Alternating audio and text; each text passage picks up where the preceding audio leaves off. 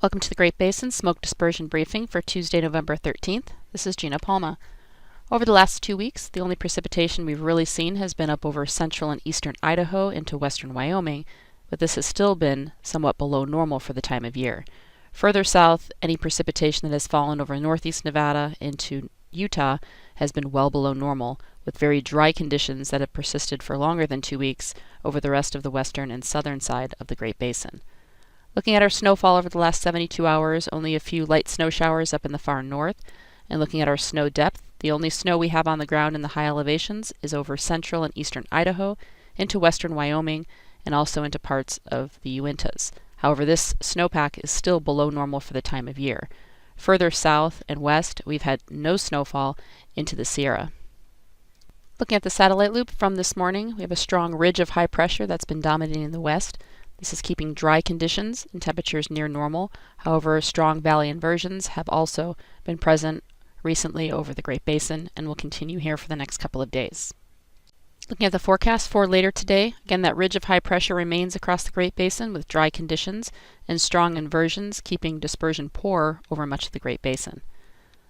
Looking at the transport winds, the image on the left, again, very light winds under the ridge of high pressure with low mixing heights region-wide.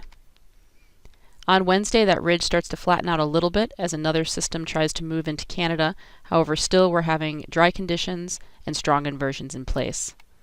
Therefore, continued light winds on Wednesday across the Great Basin and low mixing heights with, again, poor dispersion across the area.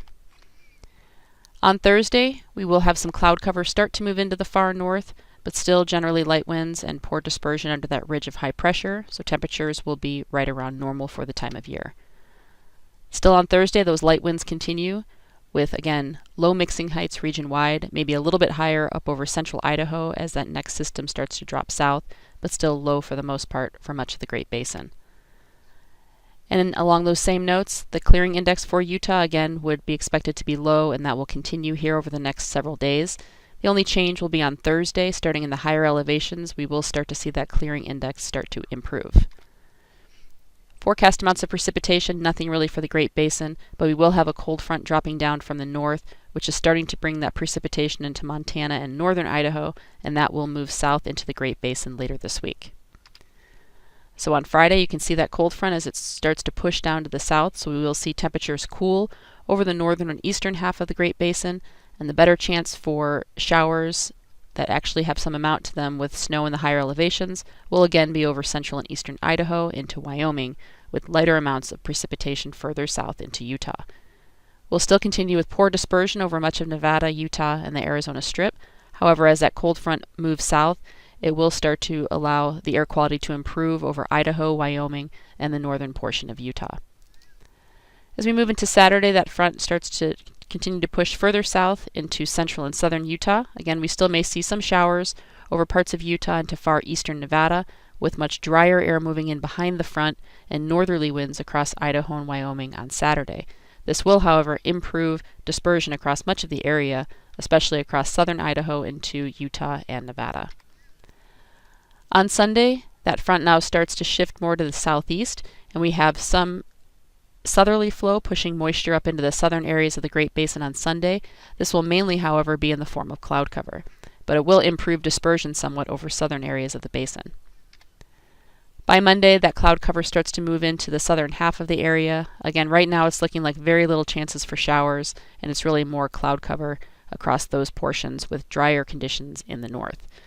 Therefore, dispersion will remain low over the northern half of the Great Basin under that much weaker flow, and further south, where we will have some southerly flow, dispersion will remain improved over southern Nevada, southern Utah, and the Arizona Strip.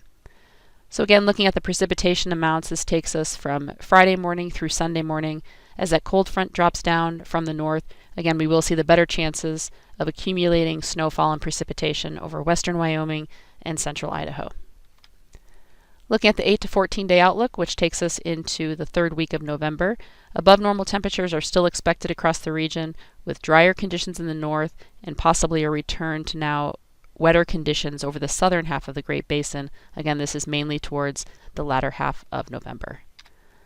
That concludes our webcast for today. Check back tomorrow for the latest updates.